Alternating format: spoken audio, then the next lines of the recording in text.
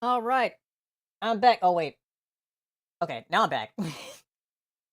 Oh, welcome to Nerd! welcome to the second episode of the Underwater Nerd! Level podcast. I'm a live 2D model now. If you only watched the first episode, and I was like a dolphin, like a Mario dolphin. Neared, but yeah, we got the nerd command going on.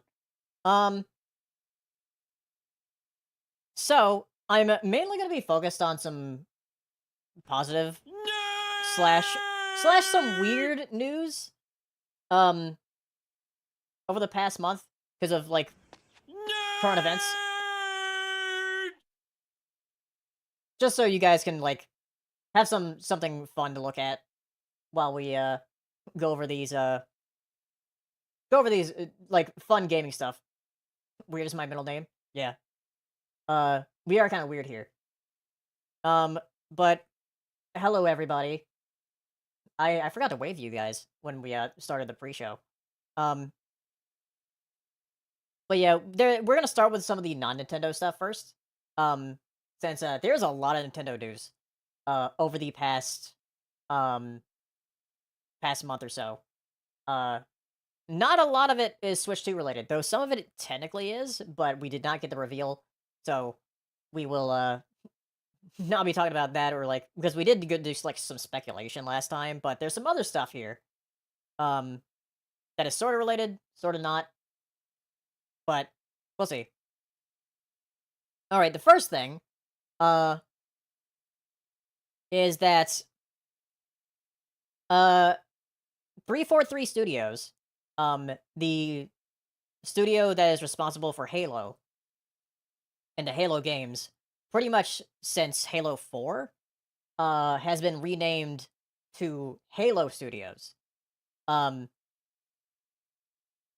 so I'm not sure what this is going to change um for 343. Like it's just a name change. They're kind of trying to like rethink what Halo is because I know a lot of like Halo fans have been like sort of like disillusioned by like 343 and their output as far as Halo goes, like for Halo Infinite and what Halo 5 before that. Um but yeah, cuz I'm not like the biggest Halo fan, but I've played Halo. I played Halo 1 through 3. I played ODST though. I think that was also 343. Um that did that. I've also played Reach. Um but the more interesting thing that they did here um is they showed like a new engine. Um or not a new engine, but like a new take on how Halo looks with Unreal Engine 5. Because before they had like their own internal engine they worked on called the Slipstream engine, I think. Um, I think that's what it's called. I could be wrong. Um, but they've been working with Unreal Engine 5 now. And some things like actually look pretty cool. They like recreated a bunch of like different in the biomes and stuff. Like that flood planet looks really cool. Um, that was one big criticism about Halo Infinite is that Halo Infinite was just the one biome. Um, and I do see some criticisms here of how Master Chief looks in this engine where it might just be because it's like a still image. Or not a still image, but like a still um frame just like going around, he's not moving, where he looks a little bit more toy-like there, but um I don't know if that's just because like, this is like these are like tests that they're doing. This is not from an actual game. Um though the biomes and stuff look really good, but the thing is like that's not like the fundamental problem that people have um with the direction that Halo was going as far as like a gameplay perspective goes. Um and I'm not into the franchise that much to like criticize it or critique it. Um but I mean things look good. Like you can have look the best you can ever look, but if it if it doesn't have like the kind of the feel that like the old Halos do, then it's not really gonna hit as hard. So we'll see what they do with Unreal Engine 5. Um, hopefully it will let them I guess explore more options and stuff other than having to rely on like, the internal engine and have other people come in who are familiar with Unreal Engine 5 because that's like an industry standard is Unreal Engine. Yeah, but yeah, like Smurla said, it's not gonna work without the Halo magic. So we'll see what they do. Because Halo Infinite didn't like turn out the way that they wanted it to. Um, so yeah, this is like the image that like people were looking at, whereas like the Master Chief looks kind of toy like in this image. He moves there, but yeah, yeah, the Halo series being a failure. Though that's not really related to them. That's more like just the director of that series. Um, but yeah, we'll just have to see what happens. Um, so Clear Obscure Expedition 33 is a game I've been looking forward to. One thing about this series, and this is like our first like gameplay look of this series. Game Sodas, hello. Um, it's it looks like a very high budget turn-based game. It's very Final Fantasy coded. Um, I see a lot of people calling it like it's the French Final Fantasy because it's a French developer. Um, And it even has, like, a Final Fantasy, cast member in it because it has, a Ben Starr like, playing as the main character, um, or one of the main characters. And the environments look really incredible in this. Um, but the main thing I wanted to show here is the battles they have because this is, like, one of the only, like, big like, other than Atlas games, because Atlas games are turn-based, um, this is, like, one of the only other, like, big budget, um turn-based games I've seen, or at least a seemingly big budget. Because the thing is, like, apparently this didn't cost that much. Excuse me. It apparently cost like I've learned something about video games today. Yeah, I'm not sure like of the budget, but the thing is, like, the reason I have this in here is because they said it's about like a 30-hour RPG, which is pretty typical, but it's not like super long compared to like the Atlas games because the Atlas games could be like 80 to 100 hours or even more. But, like, having, like, a 30-hour RPG, yeah, that makes sense. Um, even 16 was longer than that. It was, like took me, what, 50, 60 hours to beat that game? But, um, yeah, it looks super good. Uh, yeah, look at those environments. It's super interesting.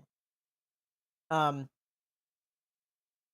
but the reason I have it in here is because, not only because of the length, but also the price.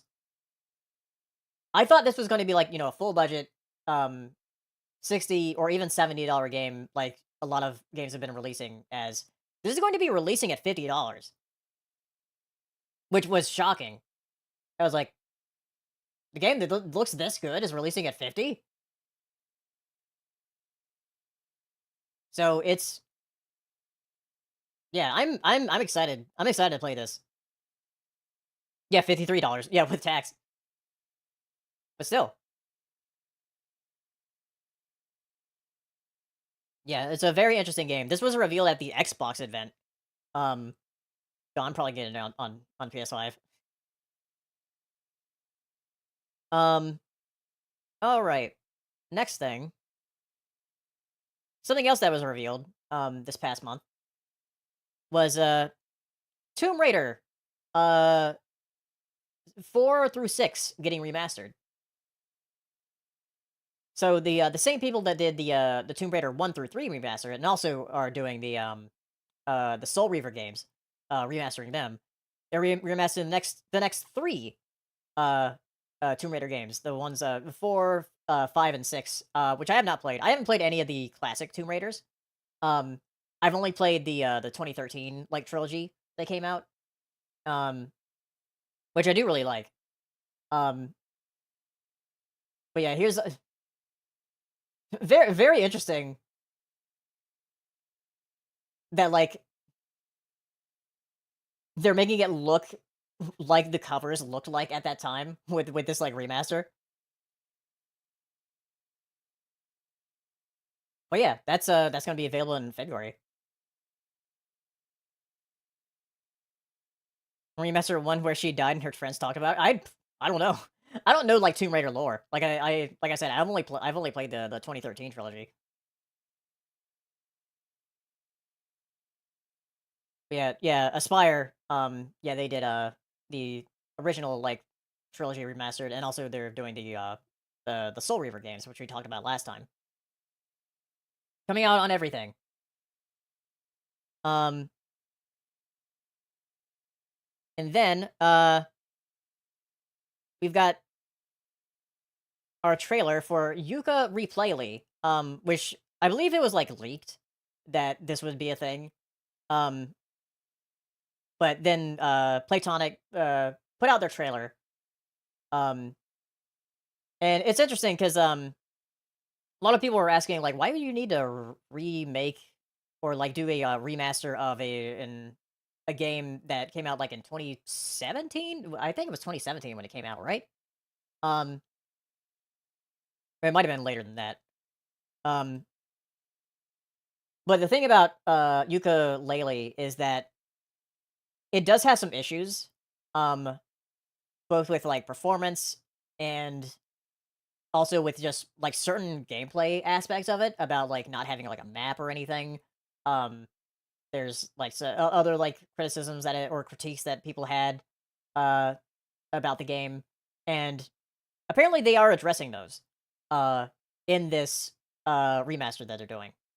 Um, And I played a bit of Ukulele, I never finished it, and I played a bit of the second game, which I liked more, and the reason I liked the second one more is because it was a 2D game. It was a 2D game in the vein of something like Donkey Kong Country, um, which I love Donkey Kong Country, so, of course, I think I like that more 'cause, I do like Banjo-Kazooie 'cause this is the kind of game that, is trying to be like Banjo-Kazooie, but, yeah, here's the thing, this is why this kind of blew up a bit is because it has the platforms listed here for Xbox, PS5, PC, but then Nintendo, not the Switch logo. They didn't put the Switch logo down here.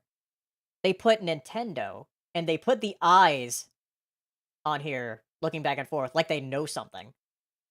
Um, and that's why like a lot of people last month were were like, "Oh, is Nintendo gonna reveal like the Switch 2 this month?" And they didn't. But yeah, they're being yeah, like Springblast said, they're being sussy. Um, yeah, replaying on the Wii U. Yeah, that's what it's gonna release on. Um, but yeah, so there are probably going to be a lot of third parties like coming out in the next couple of months that will have this kind of logo. Um, we'll have to see at the Game Awards. Like with certain reveals and stuff from third parties to see if they'll have the same kind of thing where it's like, oh yeah, we're releasing on Xbox Series, PS5, and Nintendo. Not gonna say like what console, but Nintendo.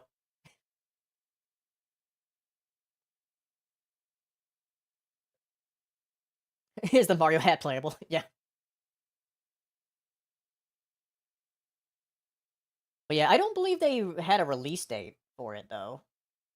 Yeah, they didn't have a release date. So the next thing I want to go through some reviews. So Sonic X Shadow Generations came out, and it came out to pretty great reviews. Um, Generally favorable from critics, and then universal acclaim from users. Like people really like it, and also you haven't seen this the shadow like beginnings like animations. Those are very good. Those are all on YouTube. Um, but there's been a lot of great reviews for it. Let's look look at some of them. So there's Shadow X Generations is basically two excellent games in one. Um, Sonic Generations is a remaster of one of Hedgehog's best titles, while Shadow Generations, a new game that builds on Sonic Frontiers formula to revisit the past of one of the most beloved characters by fans. Shadow's mechanics are great. The levels are fun, and exploring the white space is great. It's a complete and recommended package. But yeah, and I've seen some gameplay. I've watched some streamers play it, and it looks great. I've heard that the Generations part, like the original remaster of the original game, because I've played Generations, and I've heard that that is like all right, as far as like a remaster goes. But the Shadow part is what people like really like about this game because it takes all the best stuff about like Generations and puts it into like one like campaign. But let's see some of the more mixed stuff here. Generations of 2011 remaster enhances already fantastic game, introducing a new campaign featuring Shadow, unique abilities and powers that explore large and secret levels. Additionally, the new version provides better graphics quality, making it the best version of the game. Yeah, that's very that's a very objective, like I guess, way of looking at it. As far as like just quality goes. Um, let's see, this is interesting. Ties past, present, and future for a comprehensive view of Sonic's appeal. Sonic Generations signaled a conservative era for Sonic stuck in the past. Shadow Generations signals an exciting future of new ideas and stories that matter. Huh. But yeah, one thing I've loved about seeing some of the trailers and stuff and people playing it is that it seems like Sega and Sonic Team isn't that like ashamed anymore of like just reaching into the past for like some of their weirder like outings with Shadow, because like they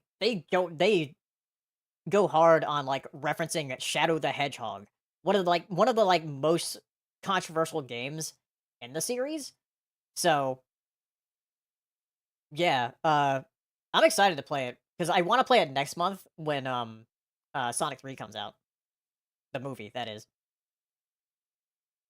Haven't played this game. Does Shadow use firearms? I don't think he uses it in this game. Um,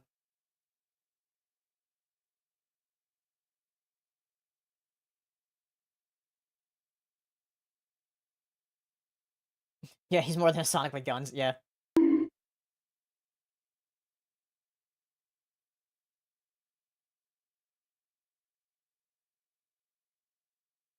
See what Screen Rat has here. Although it may only take around 20 hours for a longtime Sonic player to collect and experience everything in Shadow Generations has to offer, its level designs, gameplay mechanics, and incredible music reach a fantastic balance that makes replaying several stages over and over again a joy. Um, Sonic X Shadow Generations is the best way to play one of the series' most enjoyable games and celebrates its past with the new Shadow content being a cut above the rest. It's hopeful to see a hopeful tease of where the franchise will go in the future. Yeah, so hopefully they do learn from that because I know like recent Sonic games have been mixed, you know, with Frontiers and Forces. Um, which I've played Frontiers, I haven't played Forces.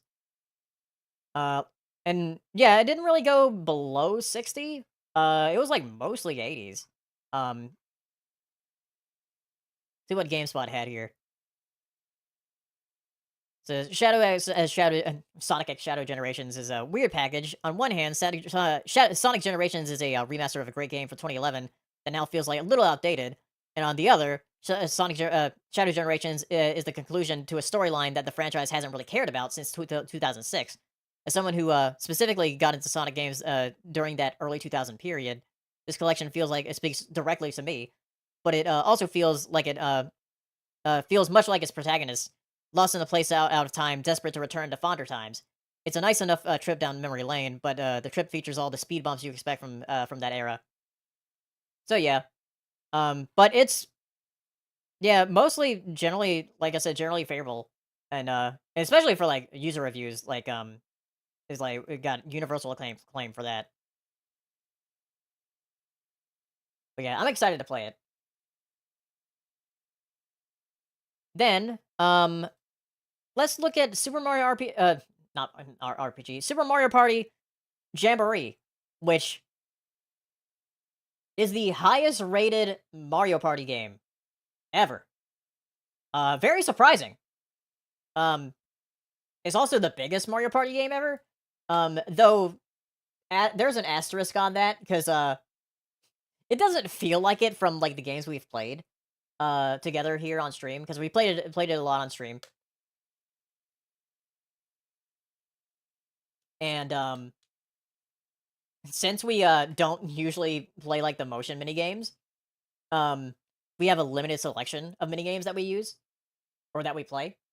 Um, so it doesn't feel like the biggest Mario Party, though the boards are very good. I've really enjoyed the boards that we play. Like the Rainbow Galleria is a fantastic board with a mall, having like 3 levels of the board is really cool. The Bowser board, we've only played that once, but that one is cruel. Like just having that middle area where Bowser will just make more Bowser spaces throughout the game. Um, and the go-kart one I do like, and, Westworld is a or Western Land is a good one from, like, Mario Party 2. Um, so, I've enjoyed it a lot, and I've enjoyed, playing with you guys on stream, um, which I do wanna play more of. Yeah, Bowser's map is brutal on extended turns, yeah, because like, I do wanna try to do, like, a 30 turn game on that board, and I wanna see if, like, it actually, like, fills it up completely with the Bowser spaces.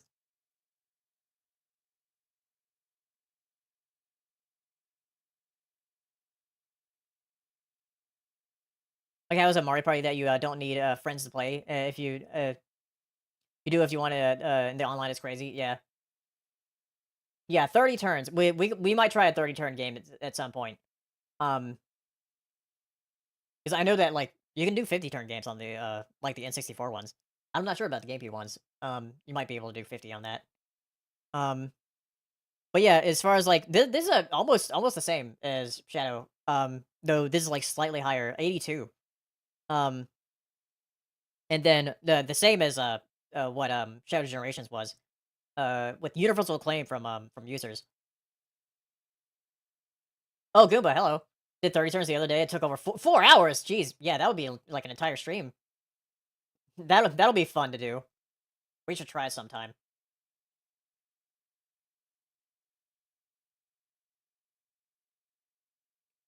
Just taking some sips here of water. Um, but yeah, let me see what some of the reviews say.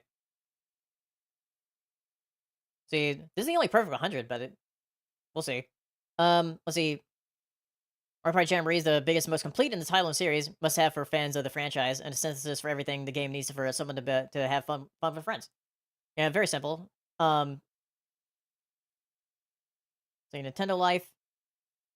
Mario Party Jamboree is fantastic new entry in the franchise that focuses on improving the core mechanics and experience, making for a more involving board game in the process, whilst also polishing everything to a slick sheen.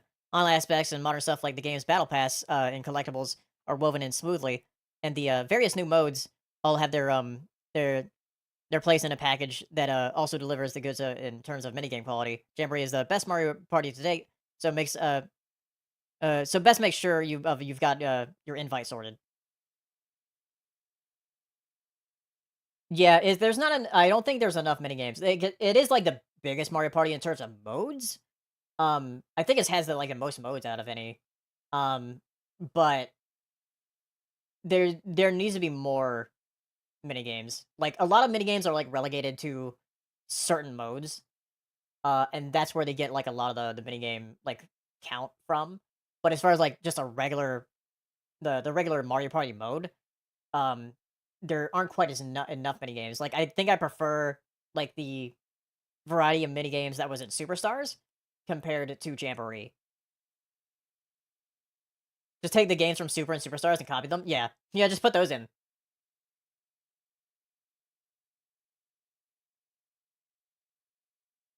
Let's see with some of the dissenting opinions here, because I've talked about like my opinion of the game because I really enjoyed it and I enjoyed playing with you guys.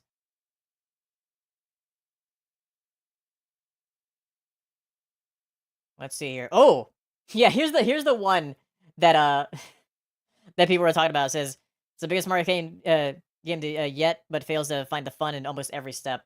Um, so I know in the review, like the full review, um, it sounds like the reviewer just was losing like all the time, which is funny.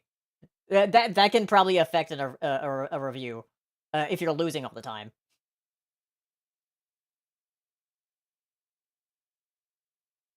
And here's GameSpot again.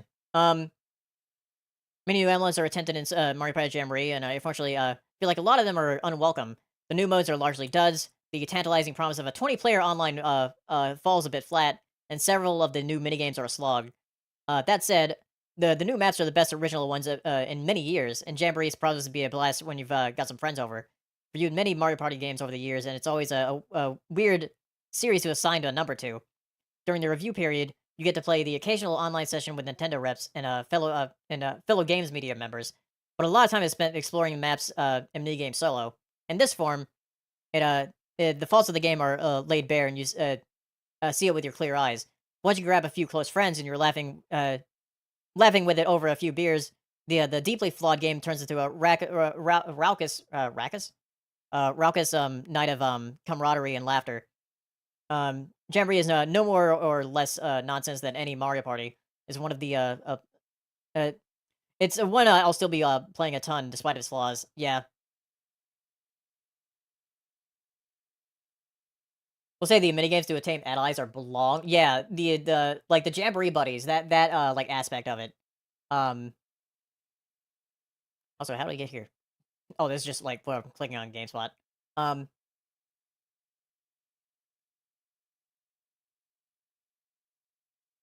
but yeah, I do agree with some things. Like yeah, the Jamboree buddy thing, like that gets kind of long.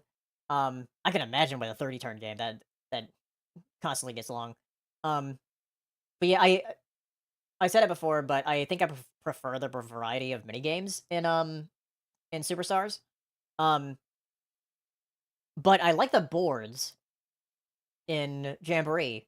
If I could like mix those two together somehow, uh, I think it would be like the perfect Mario Party game. Um, and then the last like review thing I want to go over are the Mario Luigi reviews, which we'll be playing later. Um, and this is the same score as we're about the same score as Sonic and Shadow Generations. No user reviews yet because like it literally just came out today. As of recording this podcast. Um, but it's generally favorable. Uh, so we've got yeah 59 positive and 14 mixed.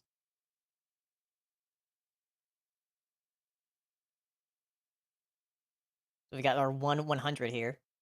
Brothership keeps the series spirit alive with smart battles and a funny story. Um,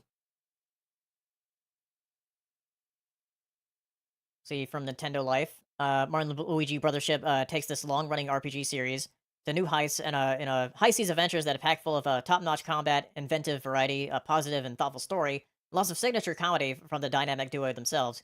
This is a big game packed with full of surprises and fun, and the all-know battle plug system, um, alongside lots of flashy specials, a fittingly emotive art style, in a world that is brimming with puzzles and challenges, making for a must play in our book. The response to the IGN video is concerning but also funny. Like they did, yeah. Um, yeah. Let's see what because I believe like IGN's one is going to be near the bottom here. See, what does Games Radar say? Despite a few lurches here and there, and some so-so exploration, Mario and Luigi Brothership offers an enjoyable voyage with with smooth sailing and a punderful. Okay, there's gonna be a lot of puns. Punderful script that brings laughs as a new developer in an extra dimension. But the same dedication to humor and brotherly love. Okay, all right. Let's see what. Wait. Okay, Screen Rant had a 70 here. So even with these negatives, however, the this game is a truly love playing the story, fun abilities and skills. Oh, it started out with saying like despite these negatives before ever saying anything that sometimes like when they get a blurb from the review, it removes some of the context.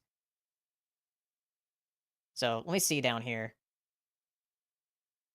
See, Destructoid. Eventually, all of his problems start to overshadow his success, and they begin to fester. What would be a joyful experience gets washed away in the sea of gray, leaving nothing to connect with. Wow, that sounds kind of harsh. Here, look, GameSpot again. Does GameSpot give a 60 to everything?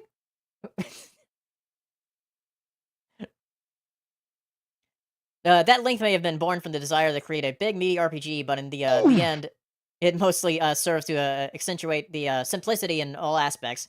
Stretched over so many hours, exploration becomes dull, combat feels repetitive, and the story can't sustain itself. Mario and Luigi Brothership is well made and has some great ideas, but in breaking free of its handheld limitations, it becomes too ambitious for its own good. Huh.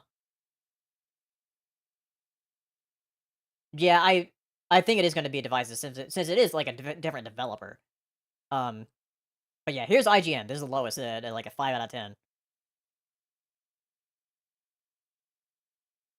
Um, See, Mario and Luigi Brothership is an incredibly disappointing return for an RPG series that I've always loved. Apart from the combat, it fundamentally it misunderstands its own past success and completely fumbles Luigi's role in puzzle solving and exploration by making him more of a pain than a partner. Whoa. The story is simplistic and unoriginal. It attempts at humor fall flat, and the overly chatty writing holds your hand to a ridiculous degree. It's not a total disaster, as the excellent, flashy turn-based battles are some of the best the series has ever had. Well, at least that's good to know. But even those somehow manage to wear thin as the repetitive final act crawls across the finish line of this roughly 34-hour campaign, which suffers from surprisingly bad performance issues nearly the entire time. The Switch has been home to merry triumphant revivals for Nintendo, but the Mario and Luigi series has sadly missed the boat. Huh. But yeah, we'll see when I play it. Because I do want to finish it this month. Um, as far as like my view on it, and also my view next month when I play Shadow Generations. But Mario Party Jamboree, I kind of like agree with a lot of the criticisms of it.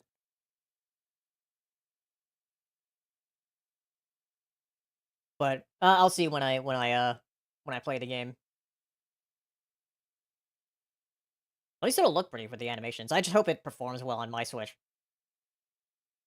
So before we get into some of the other Nintendo announcements that happened in the past month, there was a thing, and I'm logged out of Twitter. I'm not using Twitter anymore.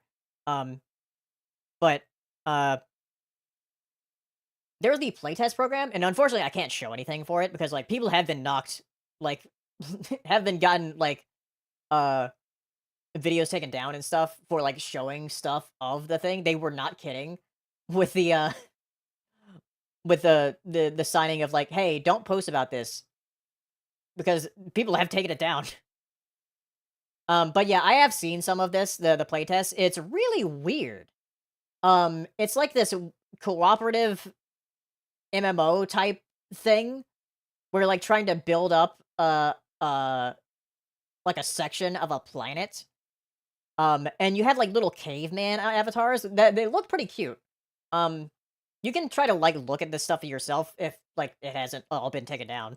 Um, but it's definitely something that they're trying to get the concept working for. I'm not sure exactly what it would be.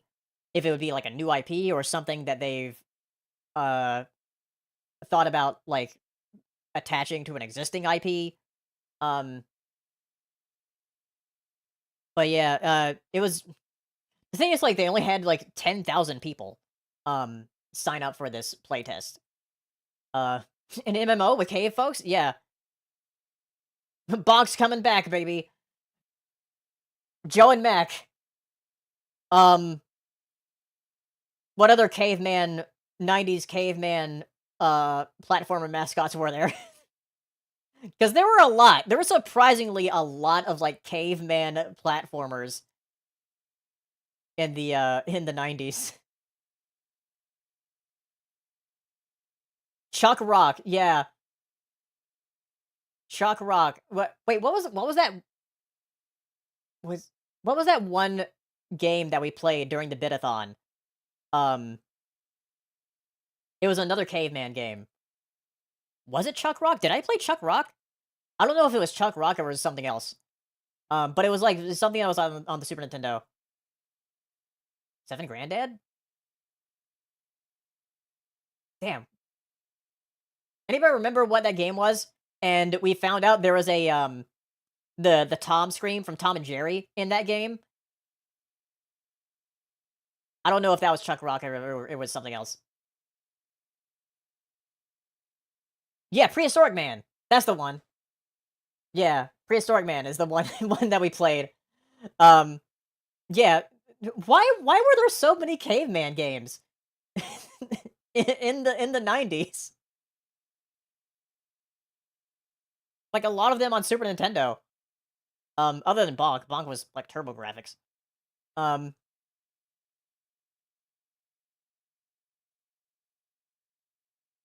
but yeah, we'll see what comes of this for this playtest that they did.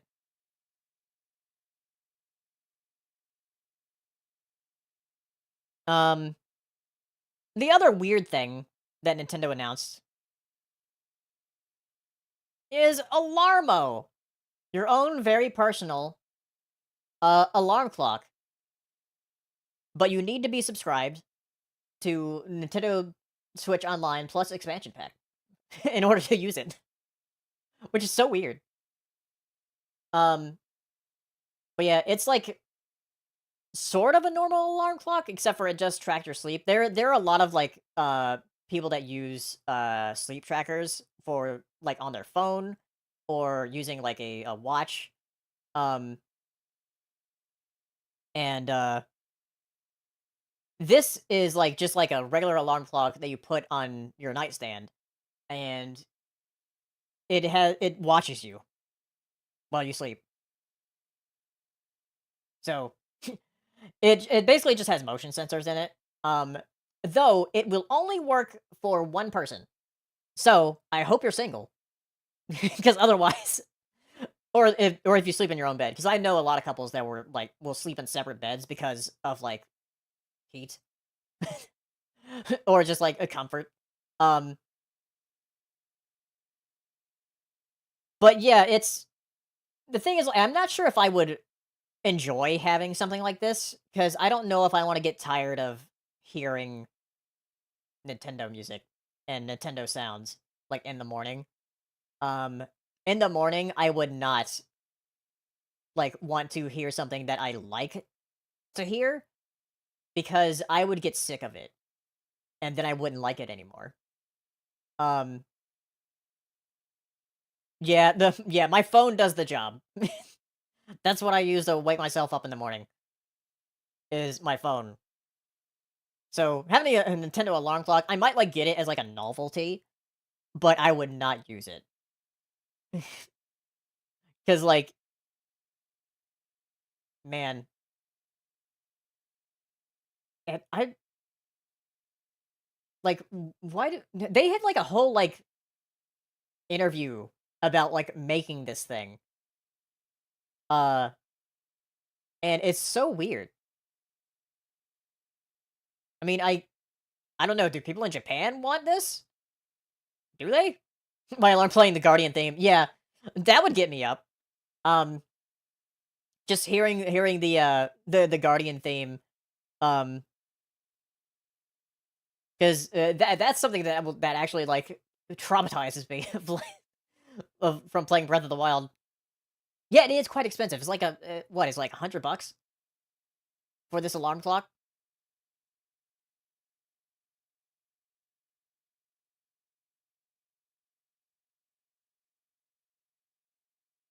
Well, just 'cause of fascination with clocks? Yeah. Unfortunately with the screen, because like, I thought the screen was, like, an actual, like, circular, like, LCD, but no, it's like a square LCD that's just, like, just has black around it. Um, I mean, the Final Fantasy Victory thing would wake me up.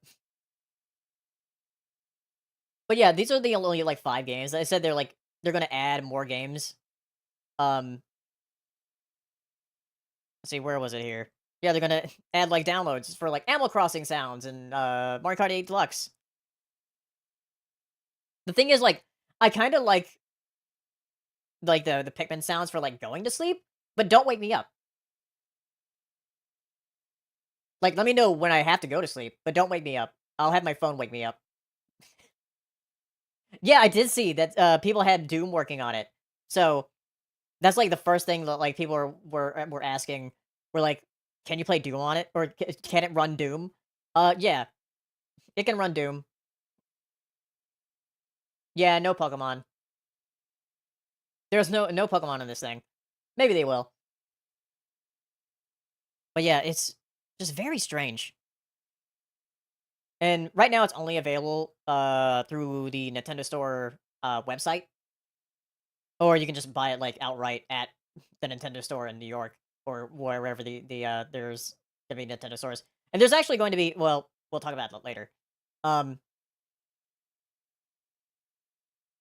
Things Running Doom is gonna be, oh, it's been a meme. It's been a meme for a very long time. I know I see some fake ones of, like, Doom running on a pregnancy test. That one's funny. Um, but, the next thing gonna talk about is Universal's Epic Universe, which is coming out, it's going to be releasing, or not releasing, but it's having its grand opening in May of next year, May 22nd. And this is from their website. This is actually an unlisted video. I went on their website to look it up, and I was like, oh, cool. They have like a whole video on this with Super Nintendo World, and what they're going to be doing there. Because there's already Super Nintendo World in Japan, um, at the Universal Park there, and there's Super Nintendo World in Universal Studios. But for Orlando, they're basically having a whole nother park, with Epic Universe that has these different lands as part of it. Um, and Super Nintendo World is one of them. And it's going to like be expanding and stuff in the future as well. Um, but it seems like it's having like a lot of the same stuff, uh, that are at the other parks. Um, but the thing about this park compared to the others, because this whole section here is what is at the other parks with, like, the Yoshi ride and the Mario Kart ride. Um, but this is not at the other parks yet. It has not opened at the other parks yet. This is opening with the Super Nintendo World in Orlando, the Donkey Kong section, which a lot of people were waiting for, and I'm excited to see like videos of this. I do want to go there eventually. Um, but the very exciting thing about Donkey Kong, um, and also some here of where you can see with yeah, those things are like actually count as amiibo. Um, oh hey, we got a Goomba. Where'd he go? Whoops.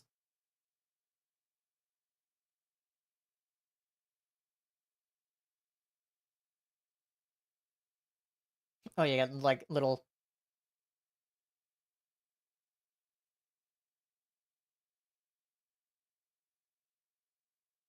Actually, I haven't actually watched this whole thing yet, So I might actually just watch this with you, um, because I don't know everything they've talked about here. So let's go ahead and watch it so I can rest my rest my voice for a minute because I've been talking it for a while. Let me start this. Up. Universal Epic Universe will be the fourth theme park at Universal Orlando Resort and will transport you to 5 immersive worlds filled with thrills and excitement. In Super Nintendo World, you'll jump into the action and discover a new way to play. When we started planning Epic Universe, we really wanted to create iconic worlds that deeply connect with fans. Say, I'm a fellas, lifelong did fan of somebody mention Nintendo the and door grown to up with these darkness? characters.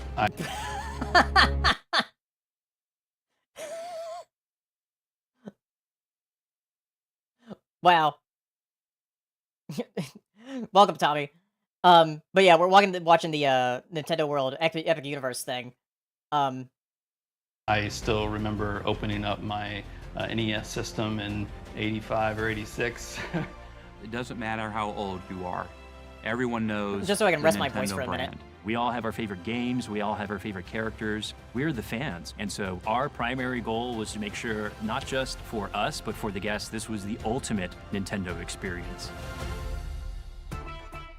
You'll enter Super Nintendo World through the iconic green pipe. And once inside, you'll discover Yeah, the Tommy, most elaborate, whenever interactive you go, world you'll have we've to- ever you have to created, tell me about it. featuring Super Mario Land and Donkey Kong Country. because you're way When closer you to it come out on the than I second am. level of Super Nintendo World with that vista, there's just not another view like it. You have Mount Beanpole right in front of you. You have all these colorful blocks, all the characters moving around. This world is alive around you. This world invites you to just come in and play. It's just about fun, man. It's all about fun. One of the features of Super Nintendo World is the power-up band. It allows you to play the games, it allows you to keep score. You can collect coins by punching blocks. You can find hidden elements throughout the land. You can see how you're doing compared to other guests in the park. There's so many places to look and to be engaged. There's a competitive You just get aspect? engulfed in it, and then you're like, okay, so what's the first thing you want to do? If we were going to do anything with Nintendo, there were a handful of things that we had to touch on, and Mario Kart was one of them. Mario Kart Bowser's Challenge is Bowser challenging Mario in a winner-take-all race, and you, as the guest, get to join them on this race through courses all selected from the Mario Kart gaming world. This ride is extremely innovative. We use augmented reality technology to bring this race to life in such a fun, visceral way. You can Yeah, this is look something at you the can't really characters, they look at you, see you can much throw from, shells at characters and just video. change the outcome of the race. You can see all the beautiful scenery, and you also get the gameplay that's going on the image. It melds that game world into that real world. Everything in this world is designed to fully immerse you. The sights, the sounds, the food, the attractions. I love Yoshi. We couldn't do anything without bringing him along. Yoshi's Adventure is a family ride, which is just too cute for words. We're joining Yoshi in exploring Mount Beanpole in the search for 3 glowing eggs. It's a fun, colorful, interactive ride the whole family will love. You'll see incredible views of the world that you're not going to see anywhere else.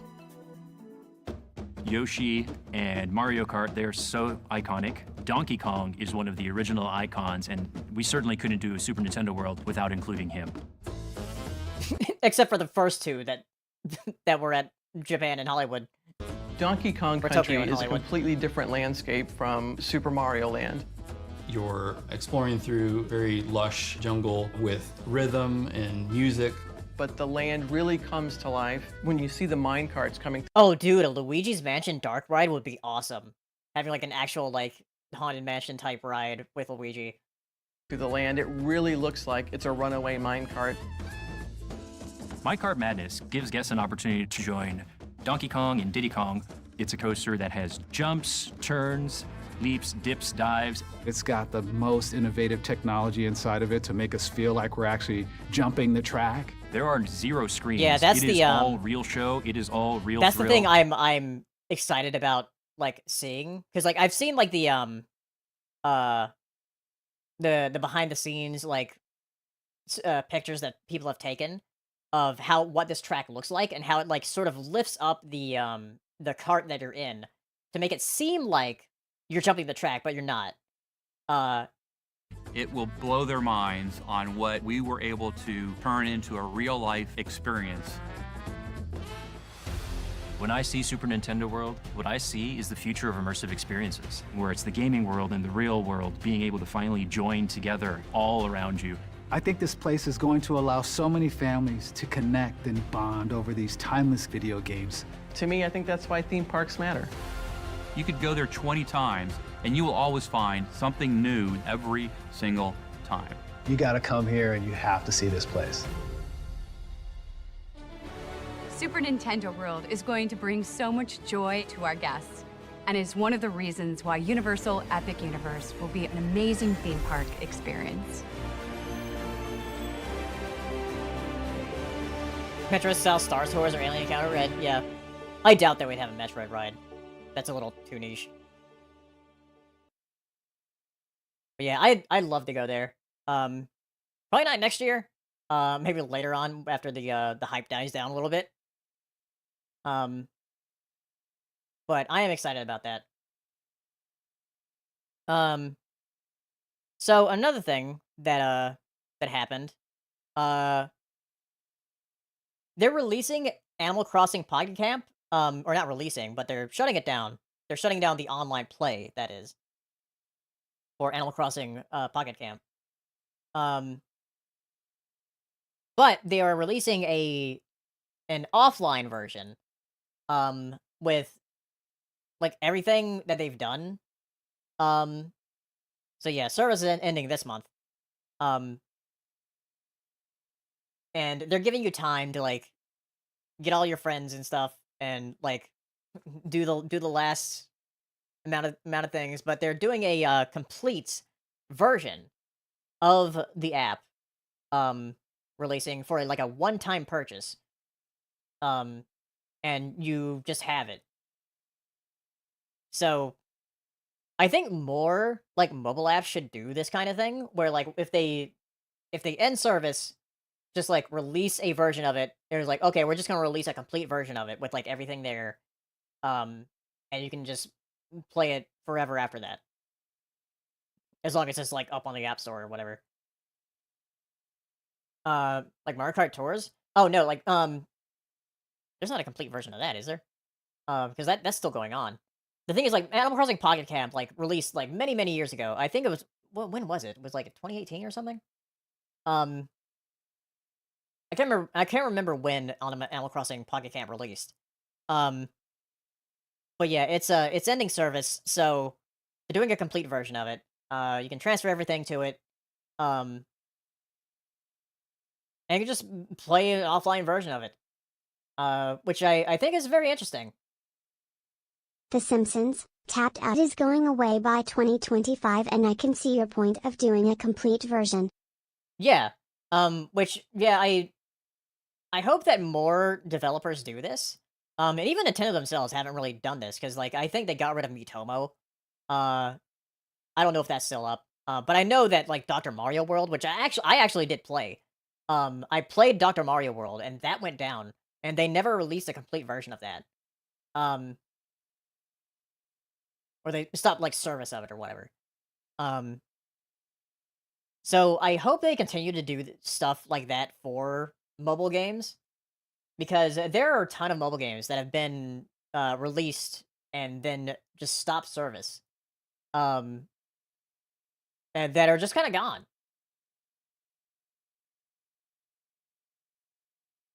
So I do hope that more like developers will look at this and be like, oh yeah, we could probably do something like that.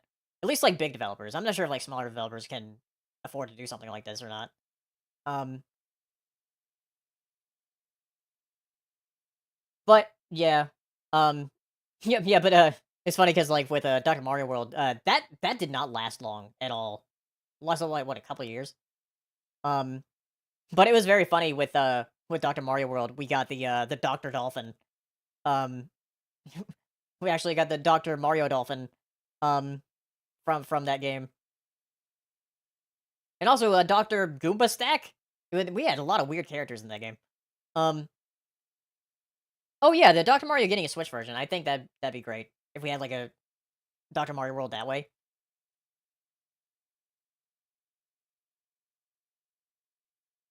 But yeah, I believe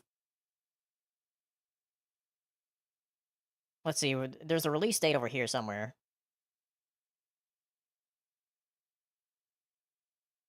Over here? Yeah. So yeah, it's planning release next month. Um though this is like the normal price that they're going to have it at, though uh from the release until the end of January, they were releasing it at like $10, the same amount that Mario Run is, cuz that's what, like the first game that they kind of like tried out the mobile stuff with was like Mario Run. I can't remember if it was Mario Run or Miitomo. It was like I know those two came out around the same time. Um Delhi, everybody pays tax. It's not just for you. Um Sales tax. Unless you're in Rhode Island, you don't pay sales tax. Um though actually if you buy stuff online, you do. Um but yeah, they're releasing it at like half price in the beginning. Um Someone lives in a place that doesn't do sales tax. Yeah. There are a few states that don't do sales tax, at least on like consumer goods. Um though buying online purchases is different.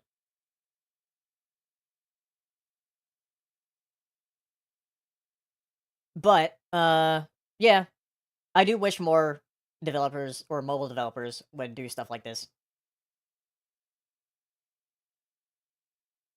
Speaking of mobile, another weird thing that that happened, and we're about to get hit with an ad. Um, so this one's a little bit more boring, if you're not subscribed. Um, Nintendo Music released, um, released last week. It's very strange. It was kind of announced out of nowhere. Um, they're like, "Oh yeah, we're releasing our own music app, and you can listen to Nintendo music." And like a very the UI is very much like YouTube Music because that's what I use for like my own music, or not my own music, but like the music that I listen to. Um, like the UI is very similar. Um, but yeah, you got these little playlist stuff on here. There's some very interesting stuff that they put on there from like Wii music channels or like Wii channels. I saw like Everybody Votes channel, like the music channel and the news, or not music channel, but the weather channel and news channel back from the Wii, like music from that. Um, I thought that was interesting that they put on there, and like music from the Tomodachi Life game that was on the DS, not the 3DS one, the DS one that was only in Japan. Um, so there was some very interesting things. The spoiler prevention thing, that was a very interesting thing, I thought. Um, But, I mean, I'm probably not gonna use it. Like, I downloaded it, and just to see, like, I wanna see how often the cadence is of, releases. And so far, they've released a few things. They released, like, Mario Wonder, um, like, last Friday. This Monday, they released, Donkey Kong Country 2. So I'm not sure, like, how, like, if they're gonna do, like, every Monday, Friday, or, like, every Monday, Wednesday, Friday? I don't know, we'll see. Wait, was it yesterday or Monday? Yeah. Yeah, Diga Donkey Kong Country 2 or whatever. Is the Guardian it? The Guardian theme? Yeah, I would assume so. I haven't looked, but they had all the Breath of the Wild stuff on there. But yeah, if you have NSO, you just have it. Um, it's very strange. And I've seen some people say that like um they're not sure why they didn't put this app on the Switch. I don't know why anybody would use this app on the Switch unless like they add some kind of multitasking like feature in the Switch 2.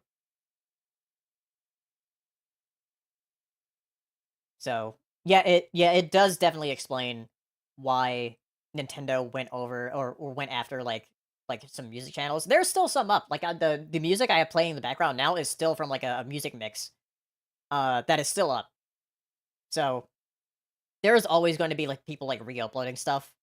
for like video game music and everything, and there's always gonna be sites where you can like get this music from.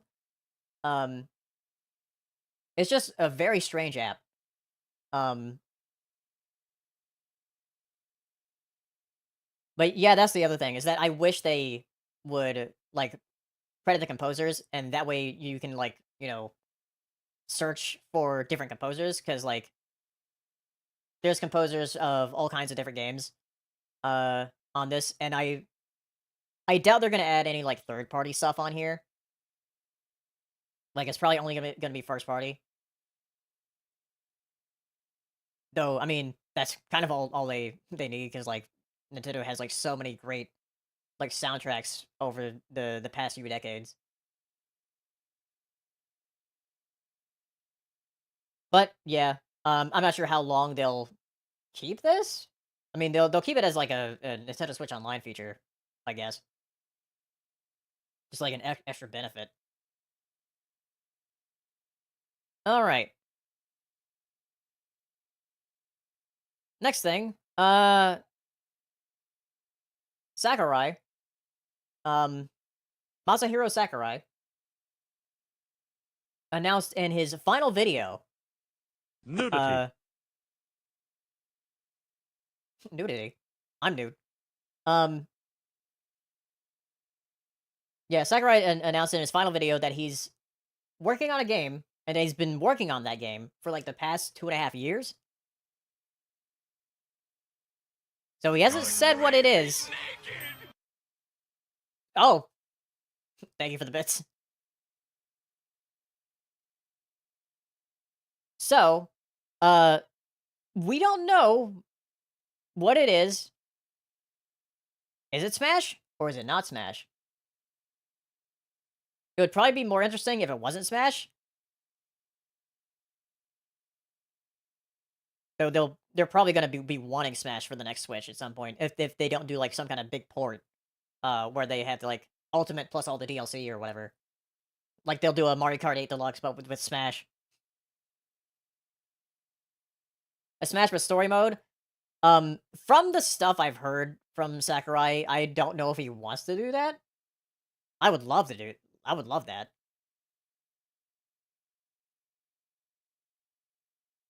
But I'd love to see something again with like Kid Icarus, because we've had Uprising. I would love like just a port of Uprising. But from what I've played of Uprising, it's very good. I've never finished it though.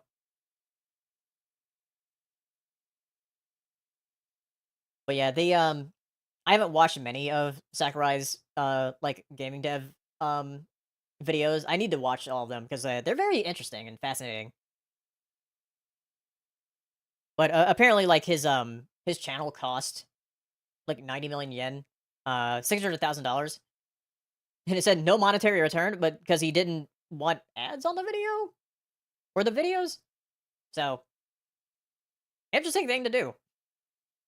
New Kirby game. I don't think Kirby's. I don't think he's like the creative director behind Kirby anymore. Because I don't think he had anything to do with Forgotten Land, did he? He's just like a creator.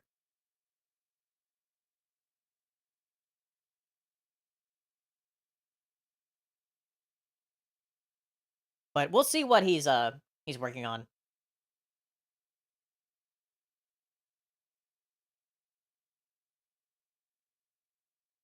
Um, Another thing that was announced has been involved in Kirby for years. Yeah, that's what I thought.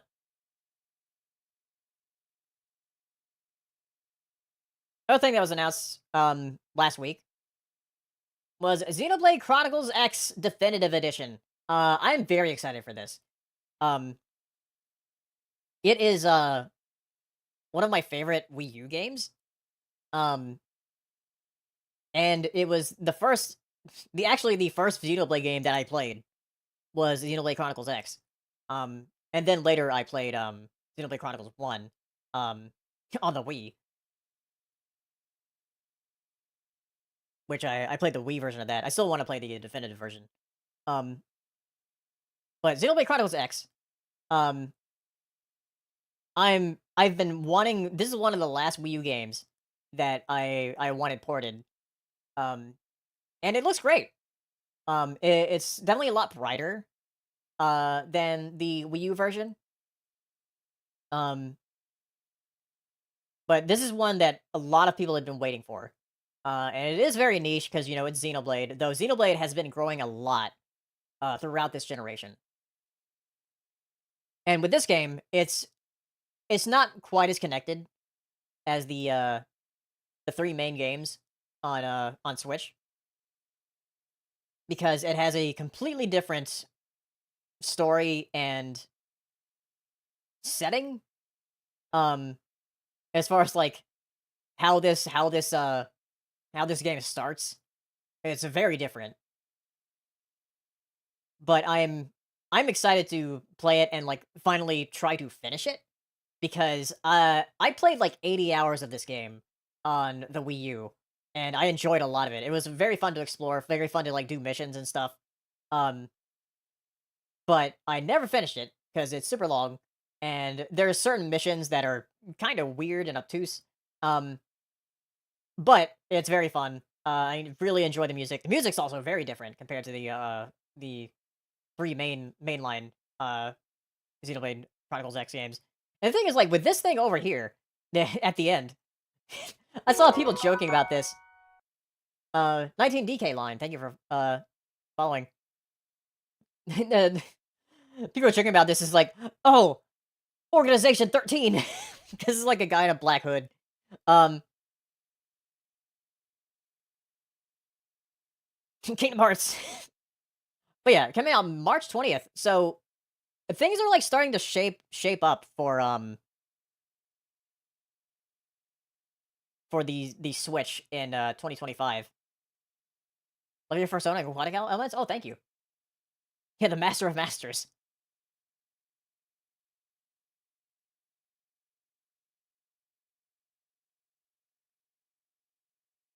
But yeah, Xenoblade Chronicles X. I'm very excited to play it again. And like actually try to finish it this time. It will literally have been almost 10 years since I've played it for the first time. So excited to get back into it.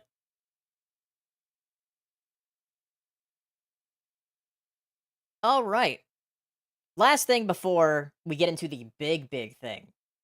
Um,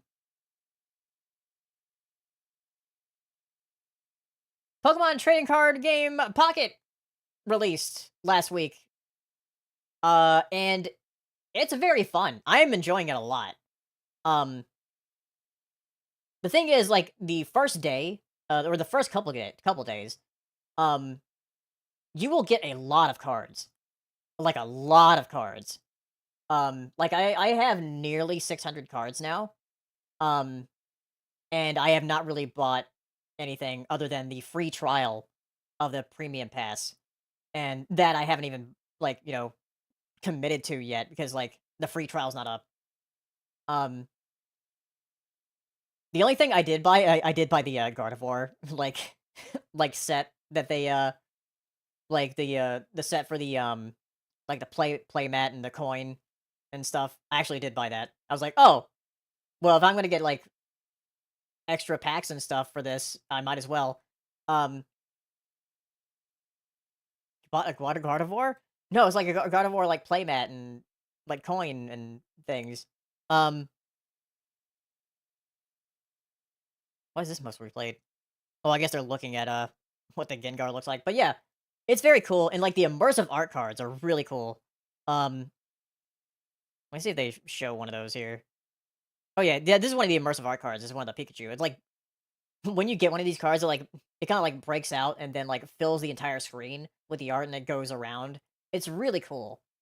I have two of the immersive art cards so far. I have the Mewtwo and the Pikachu. I still want to get the Charizard. Um, and apparently, if you get all the Kanto Pokemon available, at least one of each, um, it doesn't matter which card, because there's multiple cards of like each Pokemon. Um, but if you get all the Kanto Pokemon, you get another immersive art card of a certain mythical Pokemon, which you might be able to guess what it is. But that's what I'm like trying to get now. Is because I need to get all the Kanto Pokemon now. Um, So we'll be opening some cards after the podcast, and then we'll be playing Brothership. But I've been really enjoying it. The game is very much uh a bit simplified compared to the real life card game, because I did play the real life card game back in the day as a kid. When I was like playing in like a league in like Books a Million, uh like a bookstore here. Um and the thing about this is that with this, it makes sense to have a more simplified version of the card game because it makes for quick matches. Um, some of the matches in like real life could go on for long times, or go on for a long time, because with this, it's the first player to get to 3 points. In the real life card game, it's up to 6 points, and also in the real life card game, you could have up to 5 Pokemon on your bench, so that way you'd have like one like active Pokemon. So that way it's like a real like in the game where it's like you have 6 Pokemon. Um, so in this you only have like 3 Pokemon on your bench rather than up to 5. But yeah, the and also you only have like 20 cards in your deck in this. As opposed to 60 cards. You had to have a 60 card deck in the real life game. Um, and the thing is, what takes up a lot of that space in a real life deck are energy cards. So what the energy is, you see it right here. It's attached to this Pokemon here, or for Gengar. Are the energies? Energy is required to attack or do like certain uh or yeah, basically energy is required to attack or retreat or do anything like that. And for the digital card game for TCG Pocket, energy just um like regenerates. Um so that way you don't have to waste space in your deck for energy cards. Um so I do really like that. That does take advantage of being a digital game. A digital card game where you can do things that you cannot do in real life. Um of like regenerating energy or actually picking a card from random from your deck with it actually being random. Um, because certain cards, like using the Pokeball to find a card in your deck, um, in real life, you would actually pick the one that you want. Um, which that's an advantage of playing like in real life because you actually pick the Pokemon you want in your deck. With the Pokeball in the this digital card game, it chooses it at random, a basic Pokemon. So it's very interesting the differences between like the real life game and the digital card game. Um, the thing is, there has been a digital card game. TCG Live is one that has been out for a while. Though I've heard it's like buggy as hell. Um, so with this game, I haven't really ran into any bugs or anything, and it like runs very well. Um, and I've had a lot of fun, like just opening packs, seeing all the really cool art. I have this card. This card is really cool. Um, the full art Alakazam, because I got into Pokemon card game before all of the full arts or the EXs or any of that. Um, so a lot of the new Pokemon cards look really cool, and I have this card now too. Um, but I'm very excited. I still don't. Oh wait, no, I actually do have a Dragonite. I think I don't have a Dragonair yet. I have like a Dratini and a Dragonite, but not a Dragonair. Um, but yeah, and also Dragon type wasn't a thing. When I was playing the card game, they added that. They had like very limited amount of types at the time. But yeah, I'm excited to keep playing and keep collecting, and they haven't opened trading yet. Um, so we'll see how that goes. Because right now you have uh just battles. Um, you have just battles. Wonder picks. Which wonder picks you like see the packs that other people have opened, and you have like stamina to pick a card at random uh from the pack they opened, and you get it, which is very interesting because you can see somebody like who might have gotten like a god pack, or what they call a god pack, where like every card is like a rare card. Um, and using like wonder picks on that would be fun. But yeah, I'm excited to like keep playing and open packs tonight. So if you haven't played it yet, like I said, you can get a lot of cards very easily, very quickly. And also, there's like 3 events going on right now. There's the Meowth and Chansey Wonder Pick event right now. There's the Lapras EX promo event where you just do like solo battles against this Lapras deck. And you can get promo packs for some promo cards. One of them being the Lapras EX. And right now that just started today. I believe it was today. Um, there's the PvP event where you can play against other players and you get like a little ribbon emblem for how many times you win or whatever. But there's also like rewards, like some hourglasses to like open more packs um from just playing a game against someone. So I've really been enjoying it. It's very fun. Yeah, Time Lord. It's that is just a rumor. There was like a rumor that if you like open a pack, let me see if somebody open a pack here. Yeah, that if you look at what a pack looks like, yeah. So there's like this carousel thing where you can look through the packs that you have. Um and you can like turn them around and like mess around with them. There was this rumor going around that if you see one with a bend on like the top of the pack, that's a pack that has a rare uh like rare cards in it. That is complete BS because once you click that button that says open pack, the cards are already determined. Um Somebody found this out by seeing a friend of theirs wonder pick before they even opened the pack. So, yeah, that's complete BS. Yeah, just open the first pack you see. It's already determined. This carousel thing does not matter. It does not matter at all. Just open it. Yeah, once you click that button that says open pack, it's already determined. But yeah, it's been a lot of fun. I highly recommend it right now. I'm not sure if it's going to have like power creep like a lot of people have been talking about, but it's been fun. It's been fun seeing the meta decks that people have been building up in the PvP right now for the event to like try to counter some of the like main decks that are going on right now. Um Power creep means that like things just like get way more powerful than they should or whatever. I'm not sure how to explain it. Um because like I haven't really gotten into the card game uh in real life in a long time. Um all right, here's the last thing we're going to talk about. And that is the Nintendo investors briefing, which had a lot of shit to talk about in here.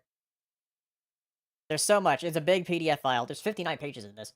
Um yeah, this is for Furukawa. So there's like the big thing that we'll talk about like is later in here. But we've had like their financials. Switch is down.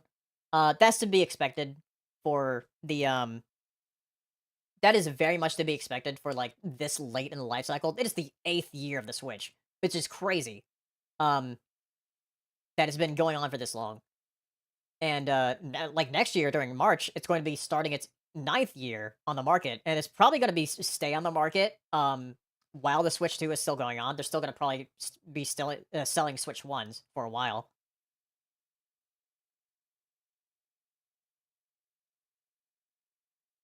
I didn't know we are going to have a briefing today. Yeah.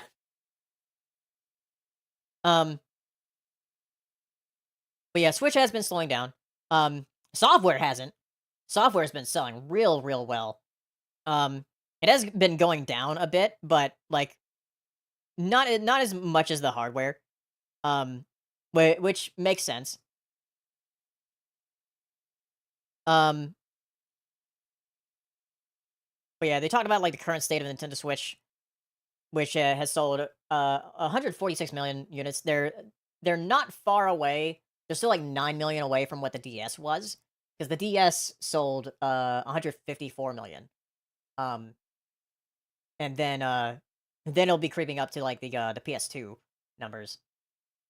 And as far as software goes, it is really good. 1.3 billion units of software, and the thing is, like, that's not even including. It says it's not including download only software. It's including the versions of both the package software and download versions of that package software. It doesn't include things that are only download. So it could be even more than that. But yeah, that is a very good attach rate.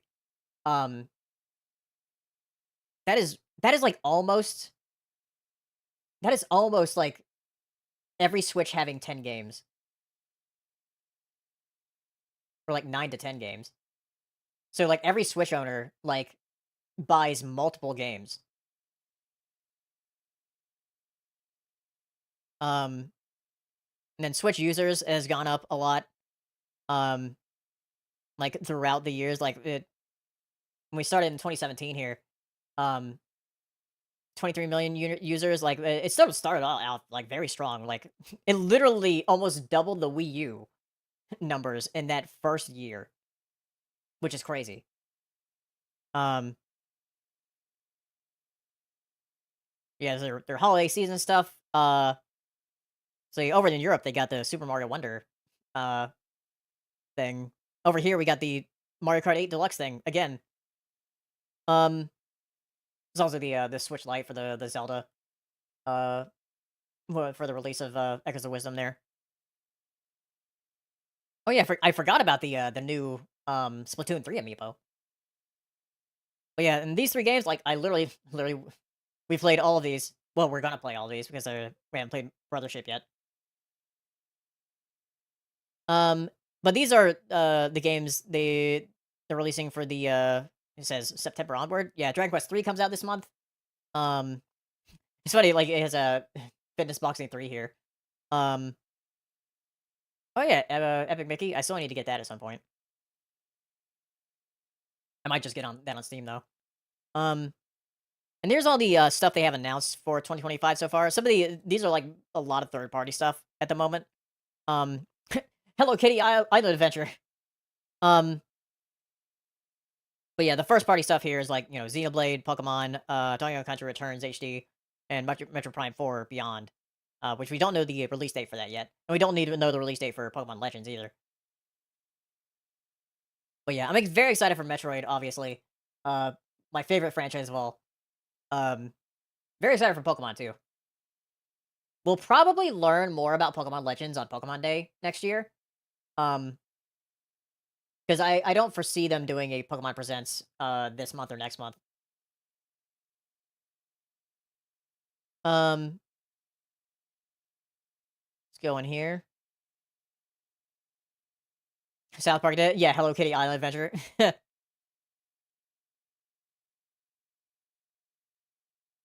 Yeah, net sales and their operating profit. Their net sales are like way bigger than their operating profit. They know how to like run their business well.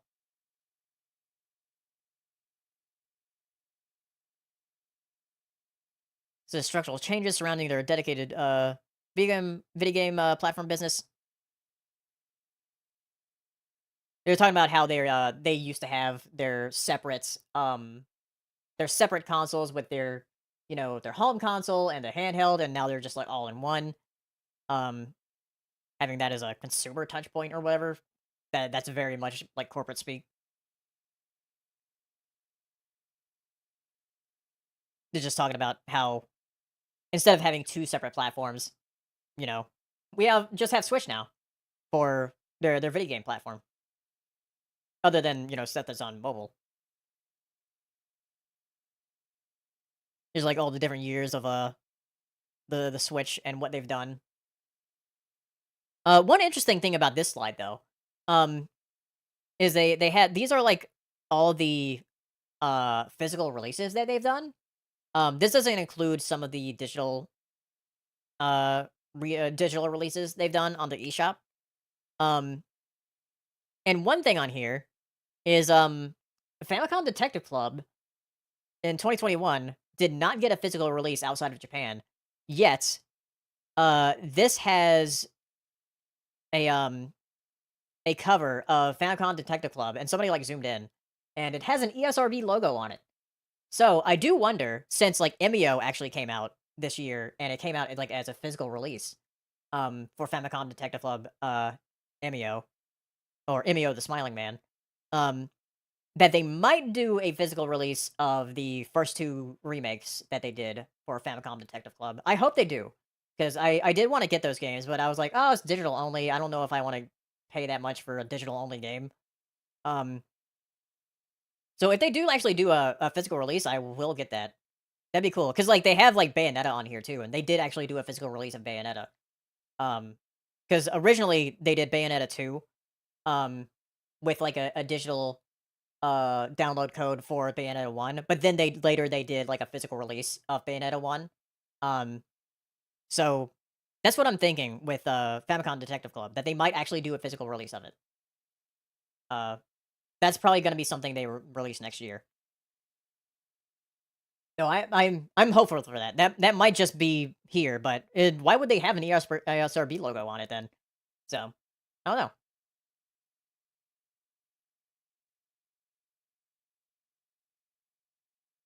Yeah, emphasis on consumer touchpoints.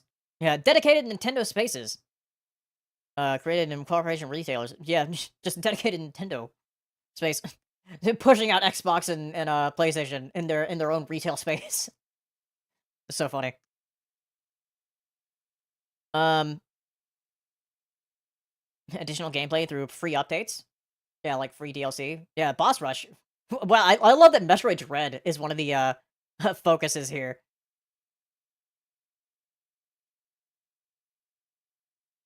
It's funny because like with the when they're talking about the additional gameplay through free updates, they show the sports games, which people have been very critical of, as far as like not being that great at launch, and then like drip feeding like extra modes and stuff, or like extra content afterwards. Whereas like for the Metroid Dread thing, it's like that was a surprise. I did not expect them to do anything like that, because that was like already just like, a great game. For these, I haven't played these games, but I always hear from the sports games, especially like the Mario sports games on the Switch, that they just kind of launched with the bare minimum.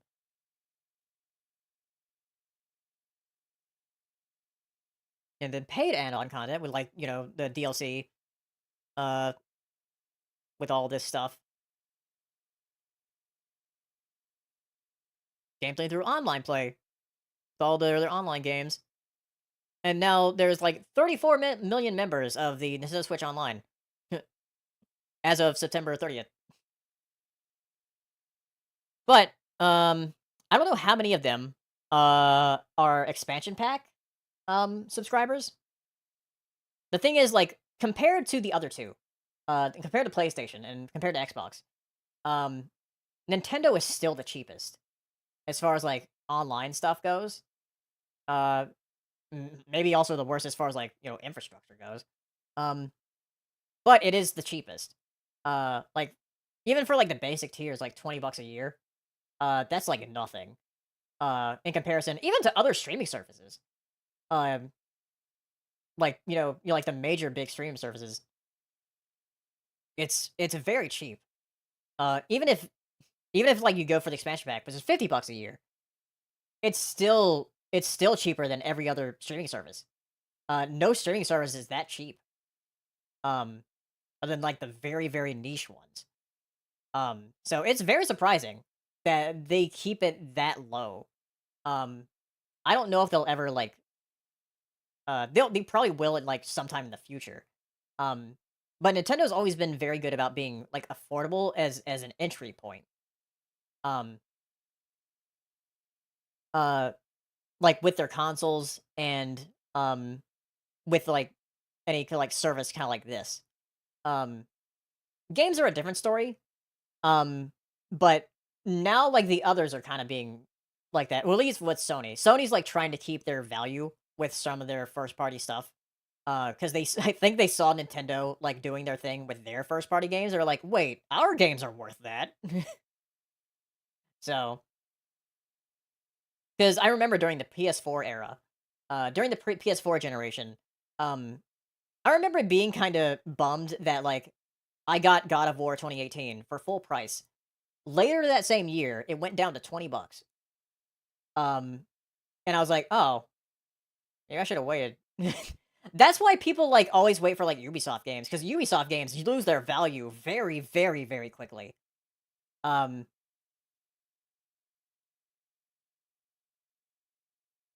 which that's another story that I didn't add in, but like about like Prince of Persia. Because I've heard like the new Prince of Persia is like very good. It's very much like a Metroidvania. Um, but it's still like sold well. Like well enough. But you know that team got disbanded. Um, though there's also like some other intricacies of that apparently it didn't really get disbanded, but like it's still like part of another team or whatever. It's really weird. But yeah, NSO did definitely start off very, um, very rocky. But now there's like a whole lot of stuff on it. Uh, and you guys saw that from like when I did the bitathon, and I was playing like all these different games. And there's so many games that like I never would have played if I didn't do the bitathon, and some of them are just very interesting and very interesting to like look back on. I've mentioned in previous streams that I've been playing through Fire Emblem, um, uh, since I just had to itch to play it, the GBA Fire Emblem, because I had played it as a kid, but I never finished it. Um, so I've been just through playing through that. Yeah, still waiting for Conquer on 18 plus NSO. Yeah, it's still weird that that's like a separate app. Um, but we'll see what else they add. Uh, then consumer response voice. We did talk about Nintendo Music. It's funny that they put this in the investor briefing. Like putting the Nintendo Music app in this investor briefing.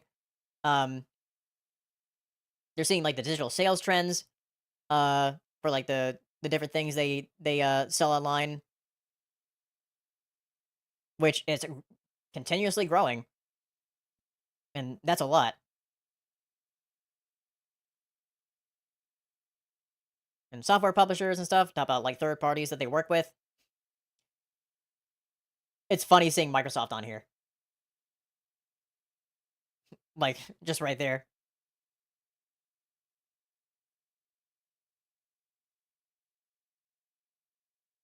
and with indie developers as well,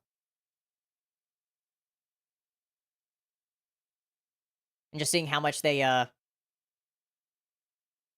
Oh yeah, this is like showing the bar chart of like how many of them are like from published Nintendo games and how much of them are published third party games. So it's nearly half now, which is crazy.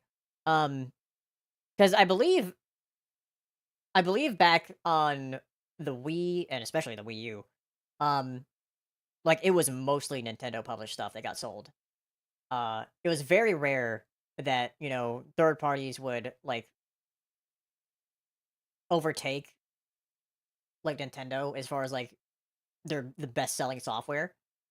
Um, and there's been like some very big hitters on the Switch, especially stuff like Monster Hunter Rise was very good. Um, Even though that eventually did go multiplat. Okay, we're gonna keep going on here because like I'm starting to lose my voice. Uh, yeah, regionalization and growing markets. Do. No, they're just like yeah, other markets like Japan, the Americas, and Europe. Oh, thank you for the hydrate.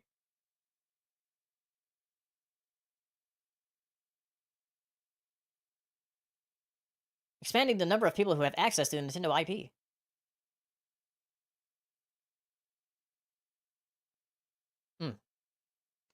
And water's almost gone.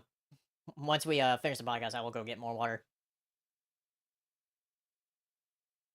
So this is some interesting stuff to see. As far as like sales numbers for different franchises. So for Mario related Switch titles, these are like different types of Mario games. So Mario Kart by itself, uh 64 million units. Crazy. Then for like the 3D Marios, like Mario Odyssey and 3D World, 42 million units. The 2D Marios about the same. 41 million units.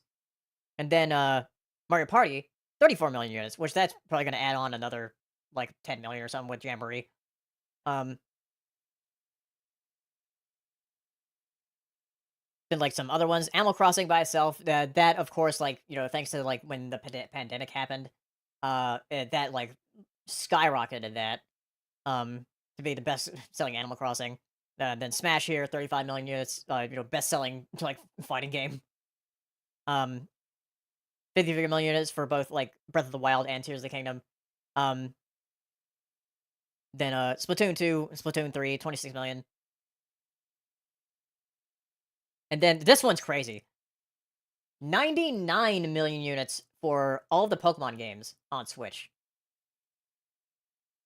That's a lot. Yeah, it's says it's approaching 100 million units for all the Pokemon games that are on Switch. That's a lot for one franchise. Though I think if you technically take like all Mario games or Mario related games, that would be more. But these are like the same type of game. Because like these are all like, mainline Pokemon games. This isn't including like new Pokemon Snap or Pokemon Tournament or the Pokemon Mystery Dungeon DX thing. But yeah, there were a lot of Pokemon games on Switch. There's the Let's Go series, or the Let's Go games, the Sword and Shield, Brilliant Diamond, Shining Pearl, the remix of the Gen 4 games, Scarlet and Violet, and Legends Arceus. And then like comparing, it's fun. It's so funny comparing this to the Wii U. It's like it's literally a coughing baby versus Atomic Bomb, with with these comparisons. Because like it's the Wii U. The Wii U didn't have a lot of sales as far as like the. I mean, some software did sell a lot. Like Mario Kart 8 sold a lot in Splatoon. Um, Actually, I don't know how much Splatoon sold, but I know Mario Kart 8 sold a lot. But yeah, Pikmin. Yeah, Pikmin. Like both with Pikmin. This is like all the Pikmin games that are on Switch right now, which is 3 Deluxe, 1 and 2 and 4. But yeah, Pikmin's getting better. Kirby's getting better. That's 15 million here, compared to the 5.62 million on Wii U and 3DS. Metroid, nearly 5 million here, and that's like with Dread and Prime Remastered. Those are the only two on Switch right now. But I'm very happy about that.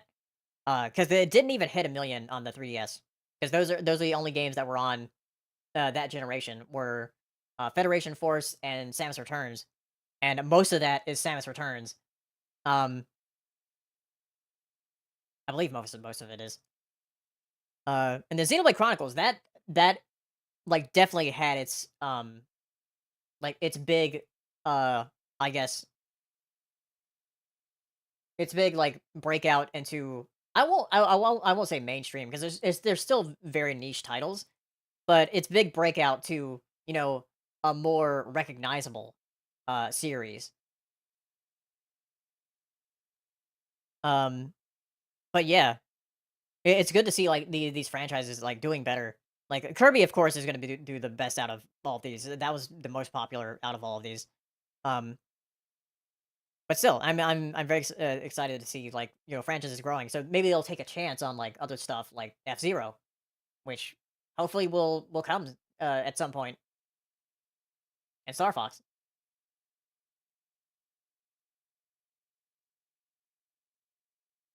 Chunk's inclusion in Smash 4 helped it in terms. Oh yeah, definitely.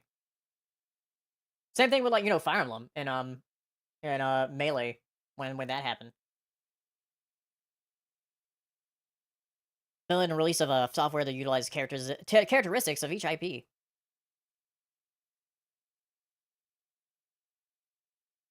Not exactly sure what that means. But then there's this thing where they have like, oh yeah, they're utilizing the IP to like other things with their mobile division, merchandise, which I've seen a lot more merchandise in recent years, like especially during the Switch era. There was starting to be a bit more in the Wii U and even in the Wii era. But as a kid, when I was growing up, it was very hard to find Nintendo merchandise. It was mainly just the games and the consoles.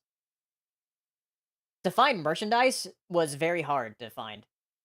I do not remember like being able to like just find a Mario plushie of some kind of Mario character that I like.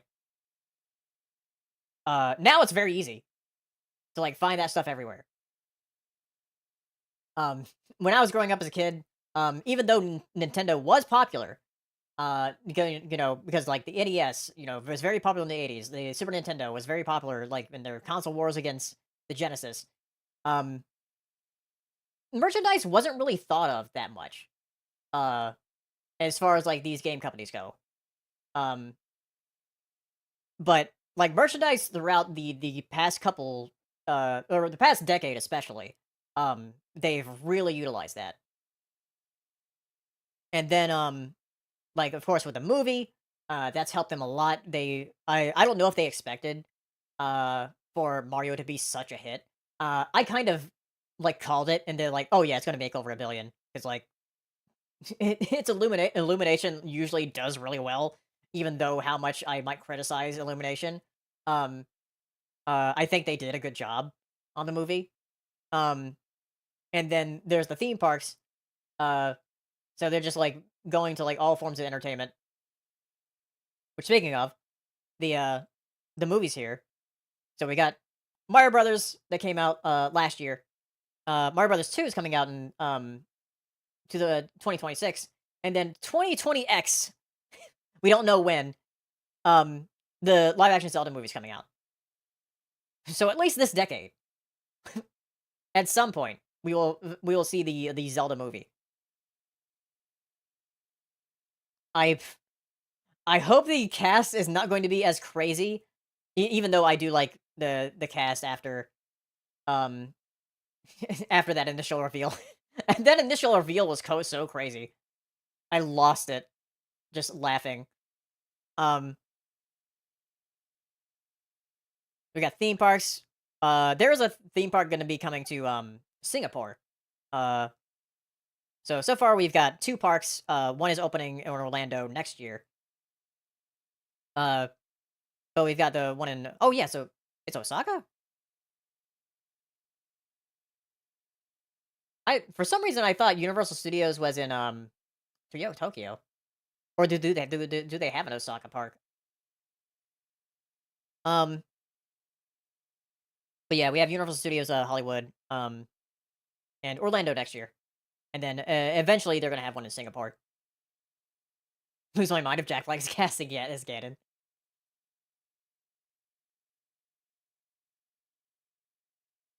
Yeah, mobile apps, more than 920 million downloads. That's almost a billion downloads for like across all of their apps.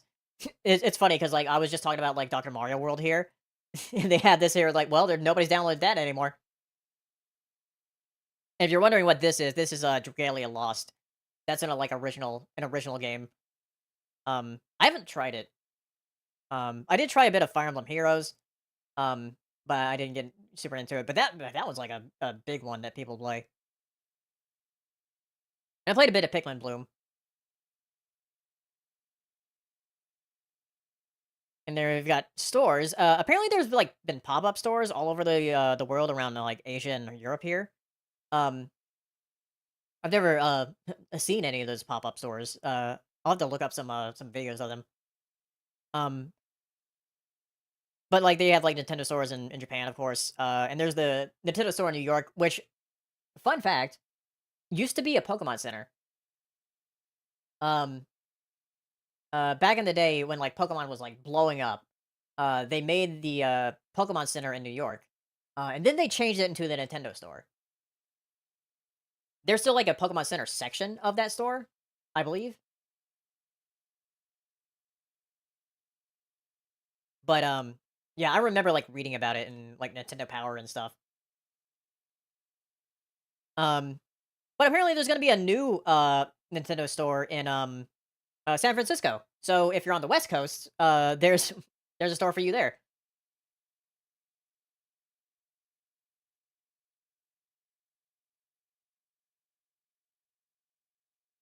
And there's a Nintendo Museum which just opened up. Um, I don't know if they'll ever make another Nintendo Museum like in the US or something. Um, but we'll see. But it makes sense for them to like make a Nintendo Museum in like where they originally started in Kyoto.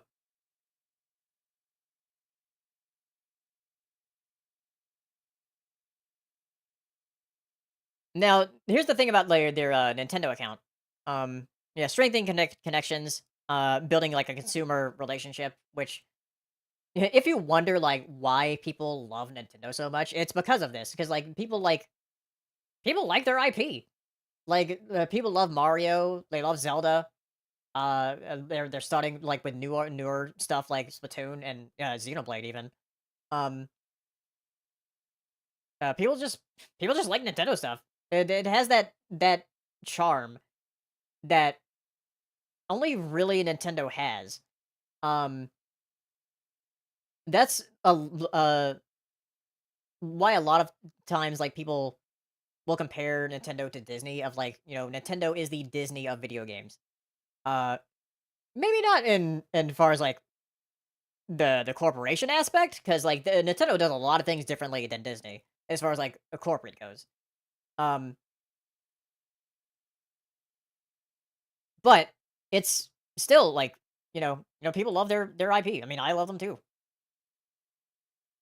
And now like Nintendo accounts have like gone up 366 million. So the thing is about this is that it says it includes the mobile app users. So even if people who do not have a Switch, they can still like make a Nintendo account for like other games that they play on their phone. That's why they had the stuff with the apps, the app downloads here.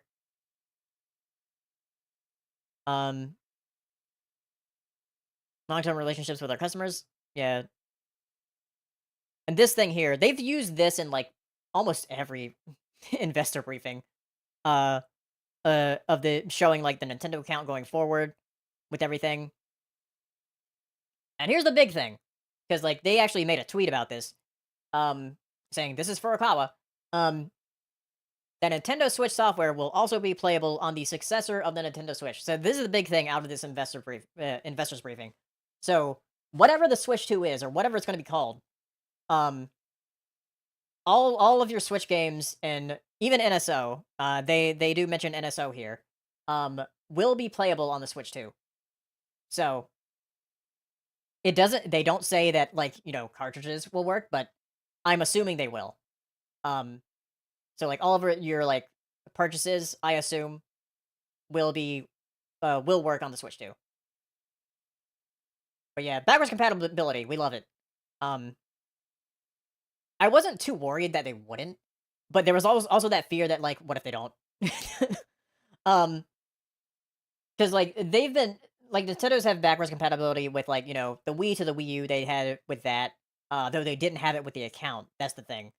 This is the first time they'll actually have um a backwards compatible thing with a Nintendo account. Yeah, if you can play DS games on 3DS, then yeah, they'll do the same thing with the Switch. Um, so cash utilization. Oh, we don't want to learn about that. There's numbers. Making a new building. Uh, because they've been like expanding and everything. Checking the development resources. So there's like other development developers that they have here. Like they bought next level games. Um, it says ESG initiatives. So environment, social, and governance.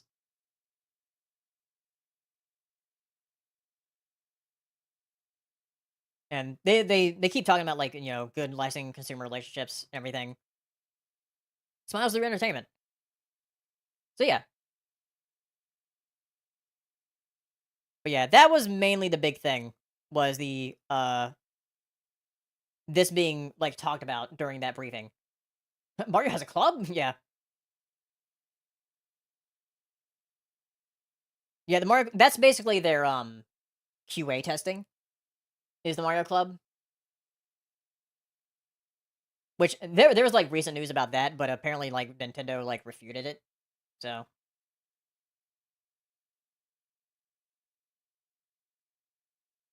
but yeah, this is the big thing from that. Um so I'm excited to see what they do with the Switch 2. Uh who knows if this means that, Switch 1 games will run better on the Switch 2? That remains to be seen. Because they're working with Nvidia, with developing what they worked with Nvidia to develop a new chip, a new like SoC, which means a system of a chip for like a new CPU GPU that will work with the Switch 2. The thing is, we don't know the specs complete yet. We only know those rumored specs that came out, and we don't know if those are true or not. Maybe they are, maybe they aren't. Um, we won't know until we actually like see the thing revealed. Um, or like somebody gets their hands on it and then takes it apart and like uh see what's actually in there. Which I know Spawnway's gonna do. I watch Spawnwave a lot, and he has takes apart a lot of stuff. Um, but that's pretty much the last thing I wanted to talk about today. I'm just excited to see what they do when they reveal the Switch 2. It's probably not gonna be next month. It's probably gonna be sometime in January. Um, so at the end of or the beginning of December, like right before the Game Awards, we'll do another podcast for any news that comes out this month in November. Um, but I really gotta pee. And an ad break is coming up. So, thank you all for watching. If you are viewing on YouTube, please subscribe to the channel, and you can catch me streaming on Twitch around like it's usually 7 p.m. Usually on weekdays, sometimes on weekends. And I will see you on the next podcast.